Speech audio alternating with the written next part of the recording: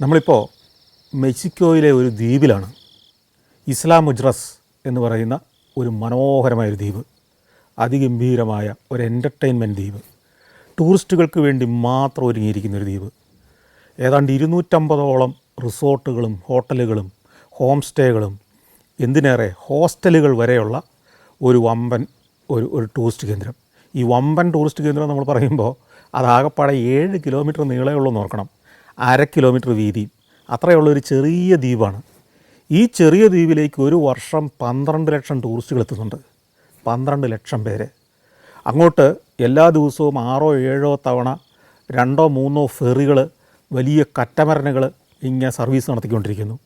അതിലിങ്ങനെ ആളുകൾ വന്നിറങ്ങുന്നു. കൂടാതെ ഒരു ചെറിയൊരു എയർപോർട്ട്. ടൂറിസം എന്താണെന്ന് നമ്മുടെ കണ്ണ് തുറപ്പിക്കുന്ന ഒരു സ്ഥലമാണ് ഇസ്ലാ മുജ്റസ്. മലയാളികൾ ചിലപ്പോൾ ഇസ്ലാ മുജ്റസ് എന്ന് പേരാദ്യം കേൾക്കുന്നത് ചിലപ്പോൾ ഈ പരിപാടിയിലൂടെ ആയിരിക്കാം. അപ്പം നമ്മൾ പേര് കേട്ടിട്ടില്ലാത്ത സ്ഥലങ്ങൾ പോലും ലോകത്ത് എത്ര വമ്പൻ ടൂറിസം കേന്ദ്രങ്ങളായി വളർന്നിരിക്കുന്നു എന്നുള്ളത് നമ്മളെ അത്ഭുതപ്പെടുത്തും. നമ്മുടെ നാട് വളരണം, നമ്മുടെ നാട് ഇനിയും മുമ്പോട്ട് പോകണം. 10-27 കൊല്ലം മുമ്പ് സഞ്ചാരം ആരംഭിക്കുമ്പോൾ ഞാൻ ഇതുപോലെ അഭിപ്രായങ്ങൾ പറയുമായിരുന്നു. അന്ന് നിശിതമായി വിമർശിച്ച പലരുമുണ്ട്. അന്ന് വിമർശിച്ച പല പദ്ധതികളും ഇന്ന് കേരളത്തിൽ നടപ്പായി കഴിഞ്ഞു. ടൂറിസത്തെക്കുറിച്ചുള്ള സാധാരണ മനുഷ്യൻ്റെ ഉൾപ്പെടെ മനോഭാവം തന്നെ മാറി. സാംസ്കാരിക നായകർ അന്ന് ടൂറിസത്തിനെതിരെ നിരന്തരം ശബ്ദിച്ചുകൊണ്ടിരുന്നു. കേരളത്തെ ഒരു തായ്ലൻഡാക്കി മാറ്റരുതേ എന്ന് പ്രസംഗിച്ച ആൾക്കാരുടെയൊക്കെ പ്രസംഗങ്ങൾ ഇപ്പോഴും ഞാൻ ഓർക്കുന്നുണ്ട്. അന്ന് ടൂറിസത്തിനെതിരെ ശബ്ദം ഉയർത്തിയവർ തന്നെ ഇന്ന് ടൂറിസത്തെ പ്രൊമോട്ട് ചെയ്യുന്ന ആളുകളായി മാറി. ടൂറിസം സാംസ്കാരിക സമന്വയത്തിൻ്റെ ഒരു പരിപാടിയാണെന്ന് ആളുകൾക്ക് മനസ്സിലായി. അത് സാധ്യമായതെപ്പോഴാണ്? ലോകം കണ്ടപ്പോൾ. പലരും ലോകത്തിലേക്ക് ഇറങ്ങി സഞ്ചരിച്ചു തുടങ്ങി. ആബാലവൃദ്ധം ജനങ്ങൾ ഇന്ന് ലോക സഞ്ചാരം ആരംഭിച്ചു കഴിഞ്ഞപ്പോൾ അവർക്കൊന്നും മനസ്സിലായി, ടൂറിസത്തിലൂടെ വലിയ നേട്ടങ്ങൾ ലോകം മുഴുവൻ ഉണ്ടാക്കുന്നു. ടൂറിസം പകിട്ടോടെ മികവോടെ നടത്തുന്ന നാടുകളുണ്ട്. അതുപോലെ തന്നെ സഞ്ചാരം ലക്ഷക്കണക്കിന് പ്രേക്ഷകരുടെ മനസ്സിലേക്ക് എന്താണ് ലോകത്തിൻ്റെ മാറ്റങ്ങൾ എന്ന് എത്തിച്ചു. കൂടാതെ ചെറുപ്പക്കാരായ നിരവധി വ്ളോഗർമാർ സഞ്ചരിക്കുമ്പോഴും സഞ്ചാരം 25 കൊല്ലം മുമ്പ് പറഞ്ഞത് ശരിയാണെന്ന് അവർ സർട്ടിഫൈ ചെയ്തുകൊണ്ടിരിക്കുന്നു, അവരതിനെ ഏറ്റു പറഞ്ഞുകൊണ്ടിരിക്കുന്നു. ഇത് വലിയൊരു മാറ്റമാണ്. ഇതൊക്കെ ഞാൻ ഈ ഇസ്ലാ മുജ്റസിൻ്റെ ബോട്ട് ജെട്ടിയിലേക്ക് തിരികെ നടക്കുമ്പോൾ ഞാൻ ഓർക്കുകയായിരുന്നു.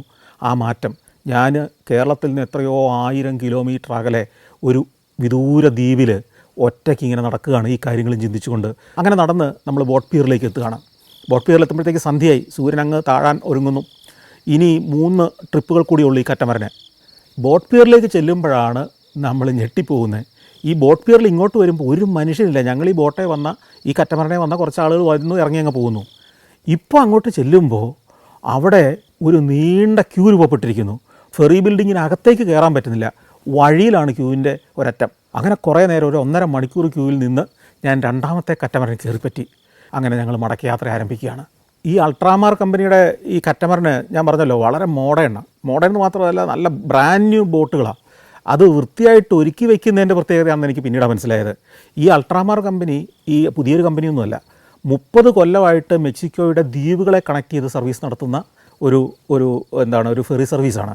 അവർക്ക് 14 കറ്റമരനുകളുണ്ട്. ഇത്തരത്തിൽ നമ്മൾ ഈ യാത്ര ചെയ്യുന്ന തരത്തിലുള്ള 14 എണ്ണം ഉണ്ട് അവർക്ക്, അതിഗംഭീരങ്ങളായ കറ്റമരനുകൾ. അതിൽ പല സൈസിലുള്ളതാണ്. അതിൽ ഏറ്റവും വലിയ സൈസിലുള്ളതെന്ന് പറയുന്നത് 800 ആളുകൾക്ക് യാത്ര ചെയ്യാവുന്നതാണ്. വമ്പൻ ഒരു ക്രൂസ് ഷിപ്പിൽ കയറുന്നതിൻ്റെ 4-1 ആൾ കയറുന്ന കറ്റമരൻ വരെ ഇവർക്കുണ്ട്. മടക്കയാത്രയിൽ കടൽ ഏതാണ്ട് ഒരു ശാന്തമാണ്, വലിയ തിരയൊന്നുമില്ല. ഞങ്ങൾ തിരിച്ച് ഈ പുറപ്പെട്ട ഫെറി തന്നെ ചെന്ന് അടുത്തു. അവിടെ പുറത്തിറങ്ങുമ്പോഴത്തേക്കും അവിടെ ഈ ജോളി റോജർ എന്ന് പറയുന്ന ഒരു പൈറേറ്റ് ഷിപ്പ് അവിടെ ഉണ്ടെന്ന് ഞാൻ പറഞ്ഞല്ലോ, അവൻ പുറപ്പെടാനുള്ള ഒരുക്കത്തിലാണ്. അതിലേക്ക് ആളുകൾ വന്നു തുടങ്ങിയിരിക്കുന്നു. ഈ ഫെറിയിൽ വന്ന് ഇറങ്ങുന്ന ആളുകളും ഈ ജോളി റോജറിൽ ബുക്ക് ചെയ്തിട്ടുണ്ട്. ആ ഐലൻഡിൽ താമസിക്കുന്ന, അവിടെ ഹോട്ടലുകളിലോ റിസോർട്ടുകളിലോ താമസിക്കുന്ന ആളുകളായിരിക്കണം. അവരിവിടെ വന്ന് ഈ ഫെറിയിൽ വന്നിറങ്ങിയിട്ട് ഈ ജോളി റോജറിൽ കയറുന്നു. ജോളി റോജറിൻ്റെ അപ്പർ ഡെക്കിൽ പാട്ടുകാരൊക്കെ നിരന്നു തുടങ്ങി. ഇനി ഓടാൻ തുടങ്ങി കഴിയുമ്പോഴത്തേക്കും വലിയൊരു കലാപരിപാടി തന്നെ ആരംഭിക്കും. ഡിന്നറ്, ഡാൻസ്, മ്യൂസിക്, ഇതെല്ലാം കൂടെ ചേർന്ന് ഒരു 2-3 മണിക്കൂർ നേരത്തെ ആഘോഷമാണ് കടൽപ്പരപ്പിൽ. അവരെ അവിടെ വിട്ടിട്ട് ഞാൻ പുറത്തേക്ക് നടന്നു. പുറത്തേക്ക് കിടക്കുമ്പോൾ കുറേ ആളുകളുണ്ട്. ഇതിൽ 100-300 ചില്ലുവാൻ ആളുകളാണ് ഈ കറ്റമരനെ വന്ന് ഇറങ്ങിയിരിക്കുന്നത്. ഞങ്ങൾ ഈ തെങ്ങും തോപ്പിലൂടെ ഇറങ്ങി പുറത്തേക്ക് ഇറങ്ങുമ്പോൾ അവിടെ കുറച്ച് ആളുകൾ ഞങ്ങൾ ഈ പുറത്തേക്ക് ഇറങ്ങുന്നുണ്ട്. നമ്മൾ ആ ടിക്കറ്റൊക്കെ വാങ്ങുന്ന സ്ഥലം കണ്ടല്ലോ, ആ ഓലമേഞ്ഞ പുല്ലുമേഞ്ഞ ആ കെട്ടിടം, ആ ട്രഡീഷണൽ ശൈലിയിൽ പണിത കെട്ടിടം, അതിനടുത്തുള്ള ആ ഒരു കെട്ടിടം ഉണ്ടല്ലോ, ഒരു നീല കളറിലുള്ള ആ കെട്ടിടം ഒരു തിയേറ്ററാണ്. തിയേറ്ററോ ഡി കാൻകൂൺ എന്നാണ് എൻ്റെ പേര്. ഈ തിയേറ്ററിൽ 1500 സീറ്റുകളുള്ള ഒരു തിയേറ്റർ, പെർഫോമൻസ് തിയേറ്ററാണ്. അവിടെ എല്ലാ ദിവസവും വൈകുന്നേരം ഈ മെക്സിക്കോയുടെ കൾച്ചറൽ പരിപാടികൾ നടക്കും. അപ്പോൾ ഇത് കാണാൻ ഈ ഫെറിയിൽ വന്ന കുറേ പേര് അങ്ങോട്ട് വരും. ഇവരൊക്കെ ഈ ഹോട്ടലുകളിലും റിസോർട്ടുകളിലും ഇതിൻ്റെ ബുക്കിംഗ് എടുക്കും. എന്നിട്ട് വൈകുന്നേരങ്ങളിൽ ഷോ നടക്കും. അപ്പം ഞാൻ നേരത്തെ പറഞ്ഞത് ഒരു ടൂറിസം എന്തൊക്കെ ആക്ടിവിറ്റികൾക്കാണ് ഒരു സൗകര്യം ഒരുക്കുന്നതെന്നാണ്. ഈ ജോളി റോജർ പോലത്തെ പൈറേറ്റ് ഷിപ്പുകൾ ഡിന്നർ ക്രൂസുകൾ നടത്തുന്നു. നമ്മളിപ്പോൾ വന്ന തരത്തിലുള്ള അൾട്രാമാർ പോലുള്ള അവരുടെ 14 കറ്റമരണകൾ ദിവസവും നിരവധി ട്രിപ്പുകൾ നടത്തുന്നു. ഈ 14 കറ്റമരണകളിലായിട്ട് ഒരു 140 ജോലിക്കാരെങ്കിലും വർക്ക് ചെയ്യുന്നു. 140 അതിലേറെയോ. അതുപോലെ തന്നെ ഈ തിയേറ്ററോ ഡി കാൻകൂൺ എന്ന് പറയുന്നിടത്ത് 1500 ആളുകൾ വന്നിരിക്കുന്ന തിയേറ്റർ, അവിടെ എല്ലാ ദിവസവും ഷോ നടക്കുന്നു. മെക്സിക്കോയുടെ ഈ സാംസ്കാരിക പരിപാടികൾ, കലാരൂപങ്ങൾ ആയിരക്കണക്കിന് ആളുകളുടെ മുമ്പ് എല്ലാ ദിവസവും അവതരിപ്പിക്കപ്പെടുന്നു. അതോടെ നിരവധി കലാകാരന്മാർക്ക് തൊഴിൽ കിട്ടുന്നു. ഇത്തരത്തിലൊരു തിയേറ്ററല്ല, ഈ കാൻകൂണിലെ ഈ ഹോട്ടൽ സോണിൽ ഇത്തരത്തിൽ നിരവധി പെർഫോമൻസ് തിയേറ്ററുകളുണ്ട്, പലതരത്തിലുള്ള പെർഫോമൻസുകൾ നടക്കുന്നത്. അപ്പോൾ ഇവിടേക്ക് ആളുകളെ ക്ഷണിക്കാൻ വേണ്ടി ബ്രോഷറൊക്കെ ആയിട്ട് നിൽക്കുന്ന കലാകാരന്മാർ ഈ ഇറങ്ങി വരുന്നിടത്തുണ്ട്. അപ്പോൾ ഇനി നമുക്ക് തെക്കോട്ട് പോകണം. ഈ ഹോട്ടൽ സോൺ ഞാൻ പറഞ്ഞാൽ ഒരു ചിറ പോലെ അങ്ങനെ കടലിലൂടെ നീണ്ടു കിടക്കുന്നതാണ്. അതിൻ്റെ കുറേ ദൂരം അങ്ങോട്ട് ഒരു ബസ്സേ കയറിയ 12 ബസ്സോ കൊടുത്താൽ പോകാമെന്ന് എനിക്കറിയാം. എൻ്റെ കൂടെ ഈ ഫെറി ബോട്ടിൽ വന്നവരും ഈ കറ്റമരനിൽ വന്നവരും ഈ ബസ് സ്റ്റോപ്പുകളിലേക്കാണ് പോയി നിൽക്കുന്നത്. ഇവിടെ ടാക്സി ഒന്നും ഇങ്ങനെ കാത്ത് കിടക്കുന്നില്ല, ഓട്ടോറിക്ഷയില്ല, ടാക്സി ഇല്ല, ഒന്നുമില്ല. ഈ ബസ്സാണ് ഈ ഏത് റിസോർട്ടിലേക്കും ഏത് സ്ഥലത്തേക്കും തെക്ക് വടക്ക് എങ്ങോട്ട് പോകണമെങ്കിലും ഈ ഹോട്ടൽ സോണിൽ കൂടെ യാത്ര ചെയ്യാനുള്ള പ്രധാന ഗതാഗത ഉപാധി. ടാക്സിയൊക്കെ വിളിച്ചാൽ കിട്ടും, യൂബർ പോലത്തെ സംവിധാനങ്ങളൊക്കെ ഇവിടെയുണ്ട്. പക്ഷേ ടൂറിസ്റ്റുകളെല്ലാം ഇതിലാണ് കയറി പോകുന്നത്. വളരെ സൗകര്യമാണ്, 50 രൂപ കൊടുത്താൽ മതി, എവിടെ വേണേൽ പോയി ഇറങ്ങാം. അപ്പോൾ ഞാനും ഒരു ബസ് സ്റ്റോപ്പിൽ പോയി നിന്നു. ഇതിൽ കയറി ചുമ്മാ അങ്ങ് യാത്ര ചെയ്യാൻ തീരുമാനിച്ചു. കാണുന്ന ഏറ്റവും പ്രധാനപ്പെട്ട നല്ലൊരു സ്റ്റോപ്പ് എത്തുമ്പോൾ പോയി ഇറങ്ങുക. അങ്ങനെ ഞാനും ഈ ബസ്സിൽ ചെന്ന് കയറി. ബസ്സുകളിങ്ങനെ ഓരോ മിനിറ്റ് ഇടവിട്ട് ഇങ്ങനെ വന്നുകൊണ്ടിരിക്കും. നമ്മുടെ സിറ്റി സർവീസ് പോലെ അതിവേഗം റോക്കറ്റ് പോലെ വന്ന് നിൽക്കും. ആളുകൾ ചാടി കയറിക്കോണം, തിരക്കാണ് ഇവർക്ക്. കാരണം തൊട്ട് പുറകെ അടുത്ത ബസ് വരും. അപ്പോൾ കുറഞ്ഞ സമയം കൊണ്ട് കിട്ടുന്ന ആളുകളെ വാരി എടുത്തുകൊണ്ട് പോകുന്ന നമ്മുടെ സിറ്റി സർവീസ് ബസ്സുകാരുടെ അതേ സ്വഭാവം അവിടെയും, ഒരു വ്യത്യാസവും ഇല്ല. ഞാനകത്ത് കയറി. അപ്പോൾ ഈ ടിക്കറ്റ് എടുക്കുന്നത് ഈ ഡ്രൈവറുടെ കയ്യിൽ പൈസ കൊടുത്താൽ മതി, ടിക്കറ്റൊന്നുമില്ല. കയറി ചെല്ലുമ്പോഴേ ഈ പൈസ ഇയാളുടെ കൊടുക്കുക, അയാൾ നോക്കും, ഒരു ടിന്നിനകത്തോട്ടിടും. എല്ലാവരും ഇങ്ങനെ ഫ്രണ്ടിൽ കൂടെയാണ് കയറുന്നത്. കയറി ഇറങ്ങിപ്പോകുന്നത് ബാക്കിൽ കൂടെ. ആ ബസ്സിൽ അങ്ങനെയാണ് സിസ്റ്റം. അപ്പോൾ അതുകൊണ്ട് കയറി ചെല്ലുമ്പോഴേ 12 പൈസ കൊടുത്താൽ ടിക്കറ്റ് എഴുതുമൊന്നുമില്ല, ആ പൈസ കൊടുത്തിട്ടാണ് അങ്ങോട്ട് പുറകോട്ട് അവർ പോകുന്നത്. അങ്ങനെ ഞാനും പോയിരുന്നു. പക്ഷേ ഞാൻ ഈ മുമ്പിൽ തന്നെ ഉറപ്പിച്ചു. അവിടെ ഒരു സീറ്റ് ഉണ്ടായിരുന്നു. ഈ മുമ്പിലിരുന്നാൽ നമുക്ക് മുമ്പോട്ടുള്ള കാഴ്ച കാണാമല്ലോ. മുമ്പോട്ടുള്ള കാഴ്ച കാണുക എന്നുള്ളതല്ല, എവിടെ ഇറങ്ങണമെന്ന് തീരുമാനിക്കണം. എനിക്ക് എവിടെ ഇറങ്ങണമെന്നൊരു തീരുമാനമൊന്നുമില്ല. ഇപ്പോൾ ഞാനിതൊക്കെ ഷൂട്ട് ചെയ്യുന്നുണ്ട്, ഇങ്ങനെ ഇരിക്കുകയാണ്. നേരെ സന്ധ്യയായി വരുന്നു. ഇങ്ങനെ ഓടി കുറേ ദൂരം ഓടി. 2 സൈഡിലും റിസോർട്ടുകളും അമ്യൂസ്മെൻറ്റ് പാർക്കുകളും തിയേറ്ററുകളും അങ്ങനെ എൻ്റർടൈൻമെൻറ്റുള്ള കേന്ദ്രങ്ങളും ഒക്കെയാണ്. അങ്ങനെ കുറേ ദൂരം ഓടി ഒരു സ്ഥലത്ത് ചെന്നൊരു വളവ് തിരിഞ്ഞു. അവിടെ ഒരു വലിയൊരു ഷോപ്പിംഗ് ഏരിയയും നൈറ്റ് ലൈഫിൻ്റെ ഏരിയയൊക്കെ ആണെന്ന് മനസ്സിലായി. നിയോൺ വിളക്കുകൾ, നിയോൺ ബോർഡുകളൊക്കെ തെളിഞ്ഞ് മിന്നിത്തുടങ്ങി. ഒരു നൈറ്റ് ലൈഫ് ഏരിയയുടെ എല്ലാ സ്വഭാവമുണ്ട്. അവിടവും പിന്നിട്ടു. കുറച്ചുകൂടി അങ്ങ് ചെല്ലുമ്പോൾ ആകാശം മുട്ടുന്ന വലിയൊരു ജയൻറ്റ് വീല് ഇങ്ങനെ കറങ്ങിക്കൊണ്ടിരിക്കുന്നു, ലൈറ്റൊക്കെ തെളിച്ച്. അതിൻ്റെ അടുത്തേക്ക് ചെല്ലുമ്പോഴത്തേക്കും അത് വലിയ സജീവമായൊരു പ്രദേശമാണെന്ന് മനസ്സിലായി. അത് ഒരു മാളാണ്. ലാ ഇസ്ല എന്നാണ് അതിൻ്റെ പേര്, ലാ ഇസ്ല. അവിടെ വലിയ ആൾക്കൂട്ടമുണ്ട്, വളരെ സജീവമാണ്. ഇവിടെ അങ്ങ് ഇറങ്ങാൻ ഞാൻ തീരുമാനിച്ചു. ബസ് അവിടെ സ്റ്റോപ്പിൽ കൊണ്ടുപോയി നിർത്തി. ഞാൻ ചാടി ഇറങ്ങി. അവിടെ ഇറങ്ങിക്കഴിയുമ്പോൾ ഈ മാളെന്ന് പറഞ്ഞാൽ നമ്മുടെ സങ്കല്പത്തിലെ ലുലു മാള് അല്ലെങ്കിൽ മറ്റു ചില മാളുകളൊക്കെ വലിയൊരു കെട്ടിടമാണ് വഴിയരികിൽ, അല്ലേ? വലിയൊരു കെട്ടിടം. ഈ കെട്ടിടത്തിനകത്തേക്ക് നമ്മൾ കയറുകയാണ്. ഈ കെട്ടിടത്തിനകത്ത് പല നിലകളിലായി 2 3 നിലകളിലായിട്ട് പല ഫെസിലിറ്റികൾ, നിരവധി ഷോപ്പുകൾ, അതിന് നടുക്കൂടെ വലിയൊരു ഇടനാഴി, വലിയൊരു ഓപ്പൺ സ്പേസ്. മുകളിലൊക്കെ ആണെങ്കിൽ മിക്കവാറും ഫുഡ് കോർട്ടുകൾ, സിനിമാ തിയേറ്ററുകൾ, താഴത്തെ നിലകളൊക്കെ ഷോപ്പിങ്ങിൻ്റെ സ്ഥലങ്ങൾ, ചില ഫ്ലോറുകളിലൊക്കെ ഹൈപ്പർ മാർക്കറ്റുകൾ പ്രവർത്തിക്കും. ഇങ്ങനെയൊക്കെയാണല്ലോ. ഇതങ്ങനെയല്ല. അതാണ് ഇതിൻ്റെ വ്യത്യാസം. നമ്മൾ ഈ ലാ ഇസ്ലായിലേക്ക് കയറി ചെല്ലുന്നത് മറ്റൊരു പട്ടണത്തിനകത്തേക്ക് കയറി ചെല്ലുന്ന പോലെയാണ്. പട്ടണത്തിനൊരു നഗര കവാടം ഉണ്ടാവും. ഇത് കടന്നങ്ങ് ചെന്ന് കഴിഞ്ഞാൽ തെരുവുകൾ തുടങ്ങുകയാണ്. തെരുവുകൾ എന്ന് പറഞ്ഞാൽ അതിമനോഹര സ്വപ്നത്തിലുള്ള പോലത്തെ ഒരു തെരുവ്. ഈ തെരുവ് മനോഹരമായ ടൈലുകൾ വിരിച്ച, കെട്ടിടത്തിനകത്തേക്കാൾ സുന്ദരമായ ടൈലുകൾ വിരിച്ച തെരുവുകൾ. ഈ തെരുവിൻ്റെ മുകളിൽ ചില പ്രത്യേക ക്യാൻവാസ് കൊണ്ടുള്ള ചില റൂഫിങ്ങൊക്കെ ചില ഭാഗത്ത് ചെയ്തിട്ടുണ്ട്. പക്ഷേ സാധാരണ ഒരു സ്ട്രീറ്റിൽ കൂടെ നടക്കുന്ന പോലെ ഇങ്ങനെ നടക്കുക. ഈ സ്ട്രീറ്റിൻ്റെ 2 വശങ്ങളിലും പല പല സ്ഥാപനങ്ങൾ, ഫാഷൻ വസ്ത്രങ്ങളുടേത്, അല്ലെങ്കിൽ ആഭരണങ്ങളുടേത്, അല്ലെങ്കിൽ പെർഫ്യൂമിൻ്റേത്, ബാഗുകൾ, ലെതറിൻ്റെ ഏറ്റവും വില കൂടിയ ബാഗുകൾ. കാരണം ലോകത്തിലെ ഏറ്റവും സമ്പന്നരെ അവധി ആഘോഷിക്കാൻ പറ്റുന്ന സ്ഥലമാണല്ലോ. അവർക്ക് വേണ്ട നിരവധിയായ ഉൽപ്പന്നങ്ങളുടെ ഷോപ്പുകൾ ഇങ്ങനെ കടന്നു പോകുന്നു. വേറൊരു സൈഡിലേക്ക് ചെല്ലുമ്പോഴത്തേക്കും ഈ 2 സൈഡിലും ഇങ്ങനെ തന്നെ നമ്മൾ സ്ട്രീറ്റിൽ കൂടെ നടക്കും. ഒരു പട്ടണത്തിനകമാണ്. ഈ മാള് മുഴുവൻ ഒരു ചെറിയ പട്ടണമാണ്. ഒരു ഷോപ്പിംഗ് വില്ലേജ് എന്നാണ് ഇവരെന്നെ ഡിഫൈൻ ചെയ്തിരിക്കുന്നത് തന്നെ. അങ്ങനെ നടന്നു ചെല്ലുമ്പോൾ ഒരു നാൽക്കവലയിലേക്ക് എത്തുന്നു. നാൽക്കവലയിൽ ഒരു ഫൗണ്ടർ ഉണ്ടാവും, അതിന് ചുറ്റും ഇരിക്കാൻ കുറച്ച് ചുറ്റോട് ചുറ്റും കുറേ ബെഞ്ചുകളുണ്ടാവും. അവിടെ ഇങ്ങനെ വെറുതെ ഇരിക്കുന്ന ആളുകളുണ്ടാവും, അവിടെ കുട്ടികൾ കളിക്കുന്നുണ്ടാവാം. അതിൻ്റെ അപ്പുറത്ത് മുഴുവൻ കുറേ റെസ്റ്റോറൻറ്റുകളായിരിക്കും. നമ്മൾ യൂറോപ്പിലെ ഏതെങ്കിലും ഒരു ഫുഡ് സ്ട്രീറ്റിലേക്ക് ചെന്ന പോലെ ആയിരിക്കും ഫുഡ് സ്ട്രീറ്റ്. അതിനകത്തും ഇടയ്ക്കിടയ്ക്കെല്ലാം ചില കിയോസ്കുകളുണ്ടാവും.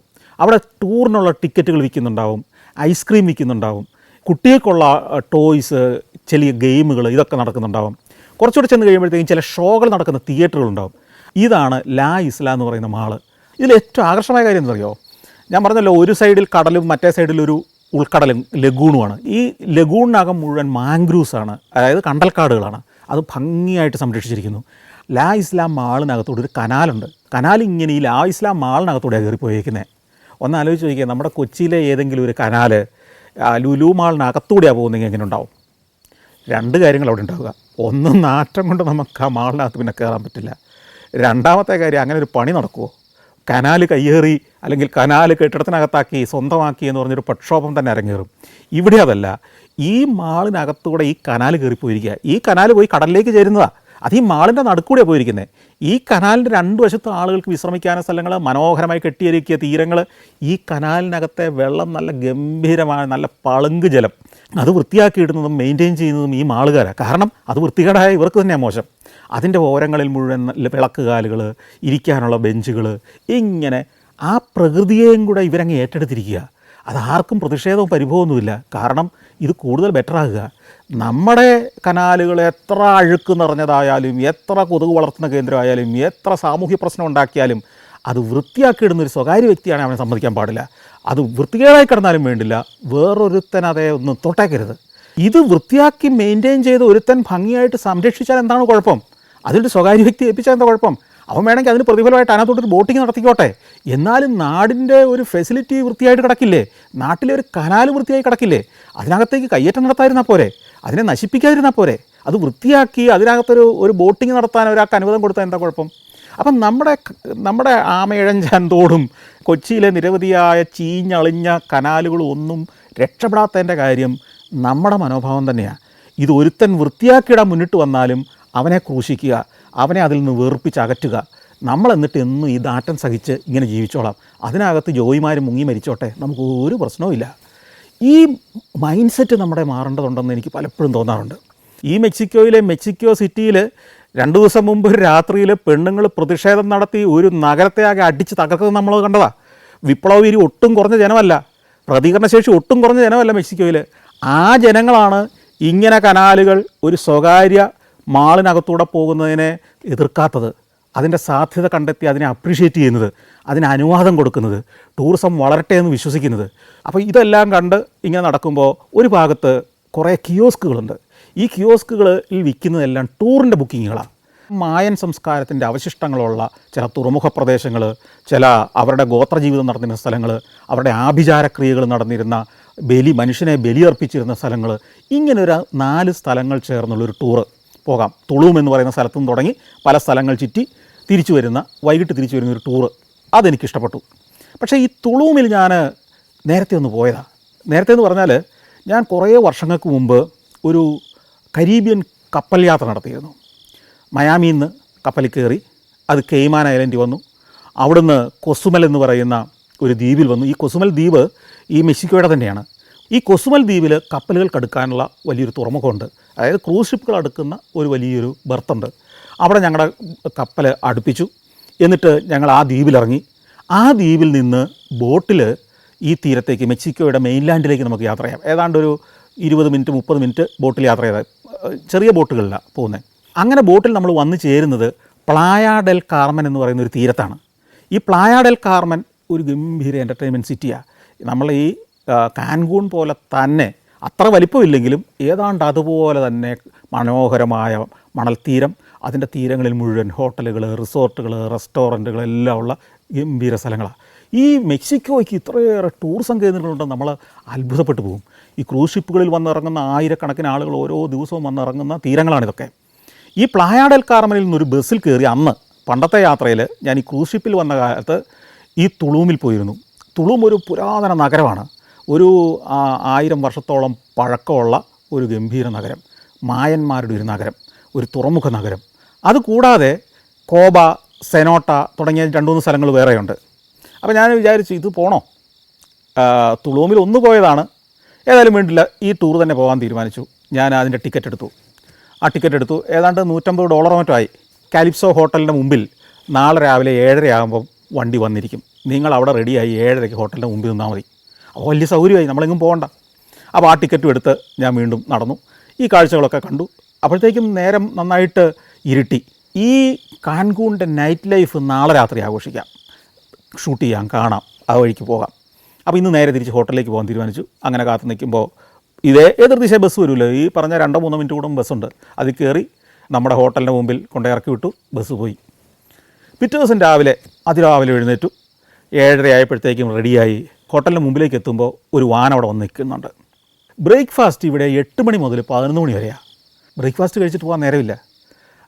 അപ്പോൾ ഏതായാലും ഞാൻ ചെന്ന് ഈ വാനിനകത്തേക്ക് ചെന്ന് കയറി. അപ്പോൾ എനിക്കൊരു സംശയം, ഈ ചെറിയ വാനിലാണോ നമ്മൾ പോകുന്നത്? വലിയ ബസ്സാണെന്നാണല്ലോ പറഞ്ഞത്, നല്ല ടൂറിസ്റ്റ് ബസ്, 10-40 പേർക്ക് യാത്ര ചെയ്യുന്ന ബസ്സാണെന്നാണ് അവിടുന്ന് കൗണ്ടറിൽ നിന്ന് ഇന്നലെ ടിക്കറ്റ് ബുക്ക് ചെയ്യുമ്പോൾ പറഞ്ഞത്. പല ഡയറക്ഷനിൽ ഹോട്ടലുകളിലേക്ക് ഇത്തരത്തിലുള്ള ചെറിയ വാനുകൾ പോകും. എന്നിട്ട് എല്ലായിടത്തു നിന്നും ആളുകളെ പിക്ക് ചെയ്ത് കൊണ്ടുവന്നിട്ട് ഒരു സെൻട്രൽ സ്ഥലത്ത് ഇവരെല്ലാവരെയും കൊണ്ടുവന്നിട്ട് വലിയ ബസ്സിലേക്ക് മാറ്റി കയറ്റും. അങ്ങനെയാണ് സാധാരണ വലിയ സിറ്റികളിലൊക്കെ ടൂറുകൾ, ഡേ ടൂറുകൾ നടത്തുന്ന കമ്പനികളൊക്കെ ചെയ്യുന്നത്. അങ്ങനെ പോയി ഒരു ജംഗ്ഷനിൽ കൊണ്ടുപോയി വണ്ടി നിർത്തി. അവിടെ ഇറങ്ങിക്കോളാൻ പറഞ്ഞു.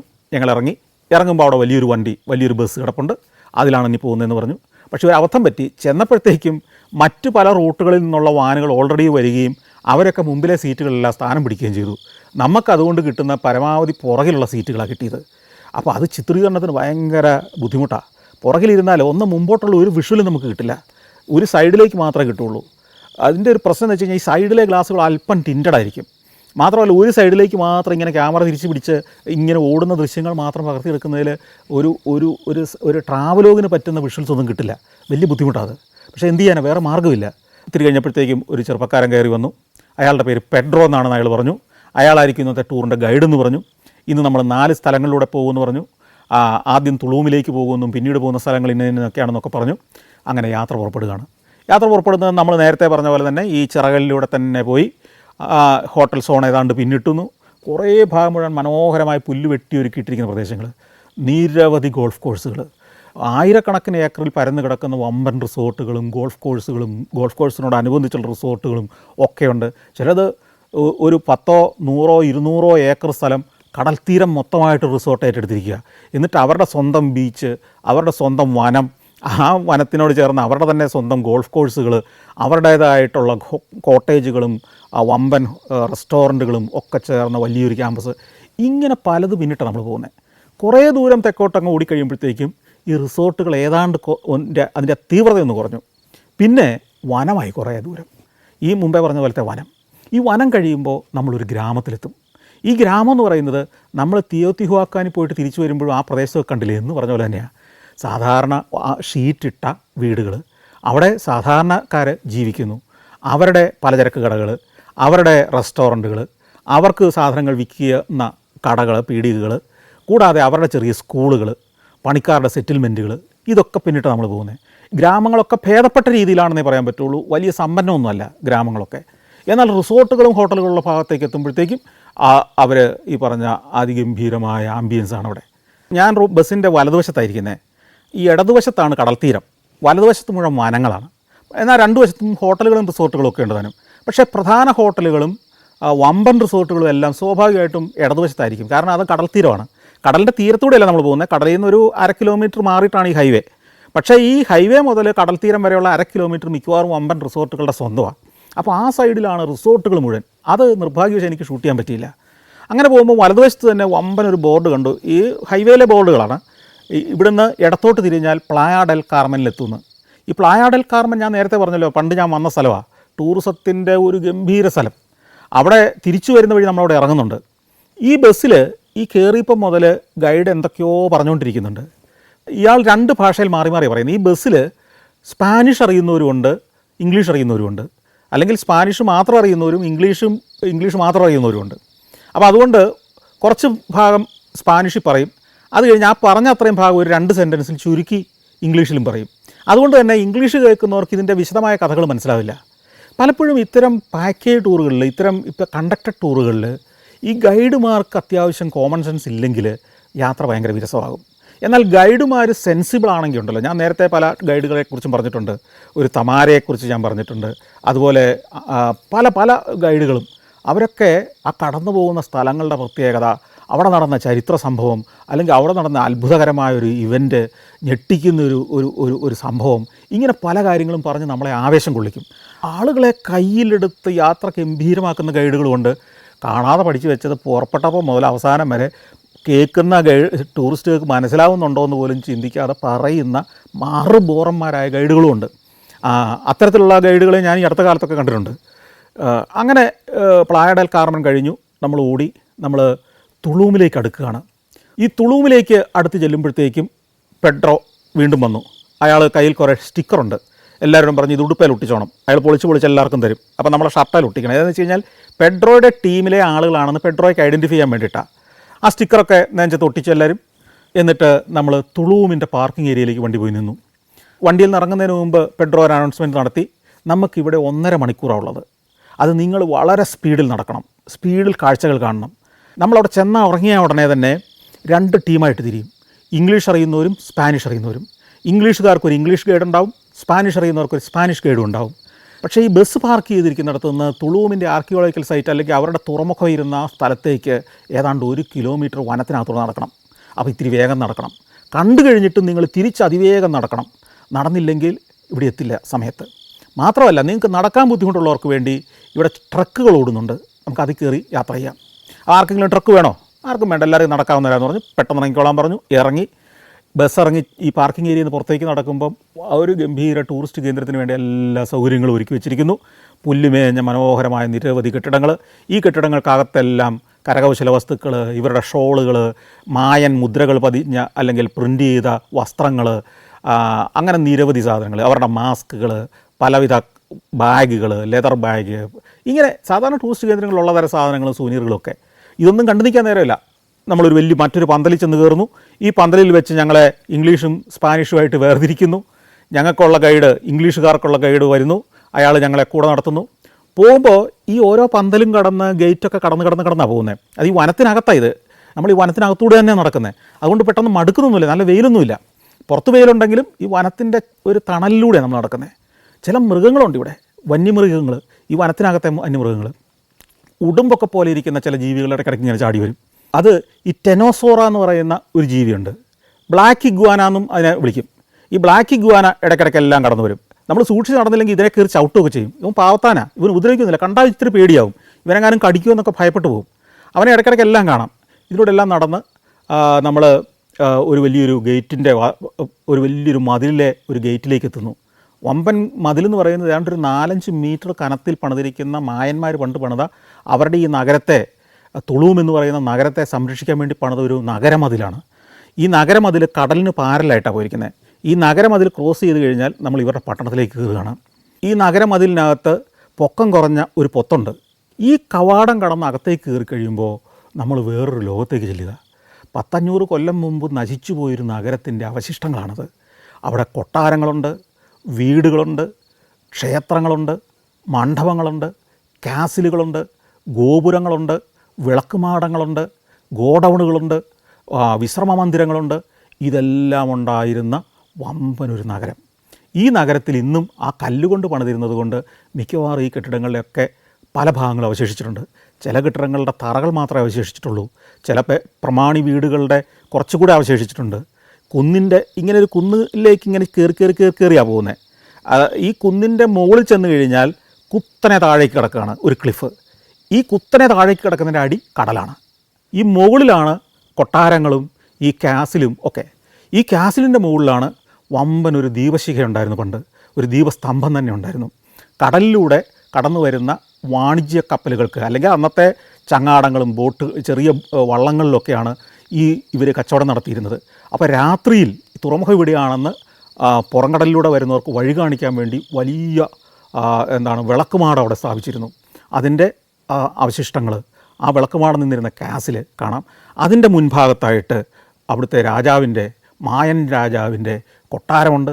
അതിൻ്റെ മുന്നിൽ അത് വലിയൊരു പ്രദേശം മുഴുവൻ കൊട്ടാരങ്ങളാണ്. കൊട്ടാരത്തിൻ്റെ പല കെട്ടുകൾ, പല എടുപ്പുകൾ, പല മന്ദിരങ്ങളായിട്ടാണ്. അതിൻ്റെ മുൻഭാഗത്ത് അവിടുത്തെ പ്രമാണിമാരുടെ വീടുകൾ, മുഖ്യ പുരോഹിതൻ്റെ വീടാണ് ഏറ്റവും പ്രധാനപ്പെട്ട വീട്. അതുകൂടാതെ തന്നെ അവിടുത്തെ പ്രമാണിമാരായ ആളുകൾ, സൈന്യത്തലവന്മാർ, ഇങ്ങനെ വലിയ പ്രധാന കച്ചവടക്കാർ, ഇവരുടെ വീടുകൾ, സാധാരണക്കാരുടെ വീടുകൾ, കച്ചവടക്കാരുടെ വീടുകൾ വേറൊരു ഭാഗത്ത്. ഇങ്ങനെ ഈ കുന്നിൻ ചെരിവ് മുഴുവൻ അവരുടെ ഒരു നഗരത്തിൻ്റെ അവശേഷിപ്പുകളാണ്. ഈ കെട്ടിടങ്ങൾക്കെല്ലാം ഇടയിലൂടെ നമുക്ക് നടന്നു.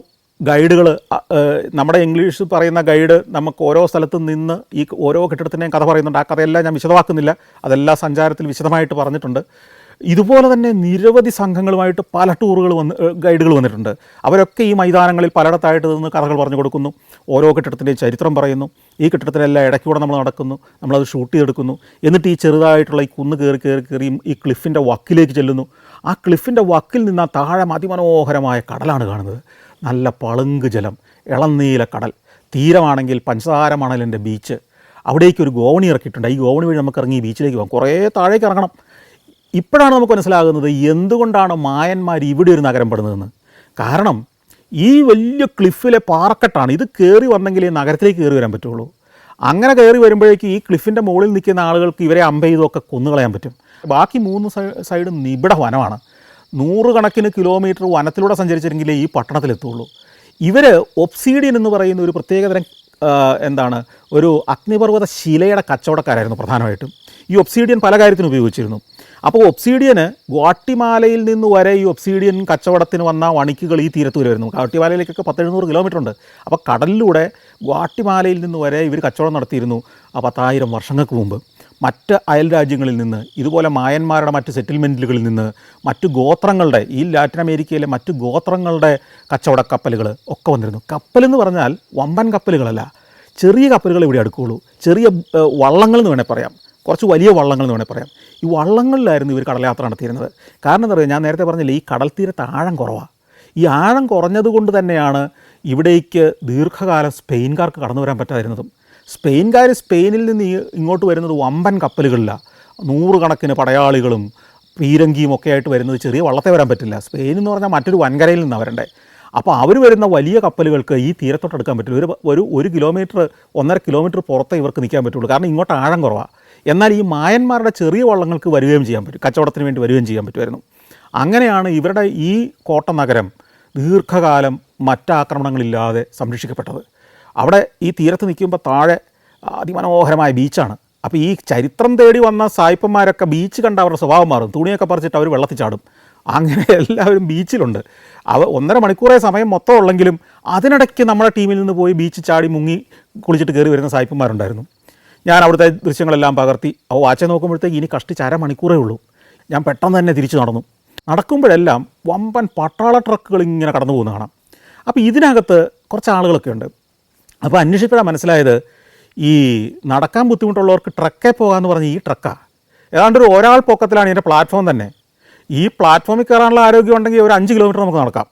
നല്ല സ്പീഡിൽ നടന്ന് ഈ വണ്ടി പാർക്ക് ചെയ്യുന്നിടത്ത് ചെല്ലുന്നു. ഞാൻ ഓടിപ്പാഞ്ഞെത്തുമ്പോഴത്തേക്കും ഇനി ഒരു 2-3 മിനിറ്റ് കൂടി ഉണ്ട് ബസ് പുറപ്പെടാൻ.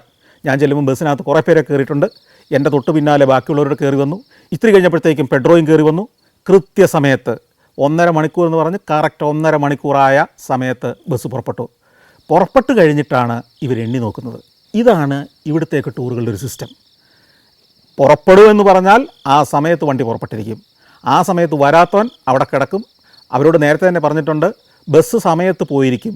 നിങ്ങൾ വൈകി വന്നാൽ ചെയ്യേണ്ട പണി, അടുത്ത സ്ഥലം ഏതാണെന്ന് പറഞ്ഞിട്ടുണ്ടല്ലോ, അങ്ങോട്ടൊരു ടാക്സി വിളിക്കുക, വരിക. അതല്ലെങ്കിൽ തിരിച്ച് ഹോട്ടലിലേക്ക് പൊക്കോളുക. അപ്പോൾ ഇവിടെ ഒരു കോംപ്രമൈസും ഇല്ല സമയത്തിന്. പലപ്പോഴും ഇന്ത്യക്കാരുള്ള ടൂർ ആണെങ്കിൽ ടൂർ ഗൈഡുകൾ പറയും, ഞങ്ങൾ ഈ പറഞ്ഞ സമയം പാലിച്ചോണം, ഇന്ത്യക്കാരാ നിങ്ങൾ പ്രത്യേകം ശ്രദ്ധിക്കണം, ഇന്ത്യൻ സമയമല്ല, ഇത് മെക്സിക്കൻ ടൈമാണ് ഈ പറയുന്നത്. മെക്സിക്കോയുടെ സമയത്ത് പാലിച്ചു വന്നില്ലെങ്കിൽ ഇവിടെ ഉണ്ടാവില്ല, നിങ്ങൾ തനിയെ നിങ്ങളുടെ വഴി കണ്ടുപിടിക്കേണ്ടി വരുമെന്ന് പറയും. ഇനി വനത്തിനുള്ളിലൂടെ ദീർഘമായ യാത്രയാണ്. ഇനിയാണ് ഇവരുടെ ആഭിചാരത്തിൻ്റെ, നരബലിയുടെ ഒക്കെ പ്രദേശങ്ങളിലേക്ക് നമുക്കെത്തേണ്ടത്. അത്ഭുതപ്പെടുത്തുന്ന കാഴ്ചകളാണ് കാത്തിരിക്കുന്നത്.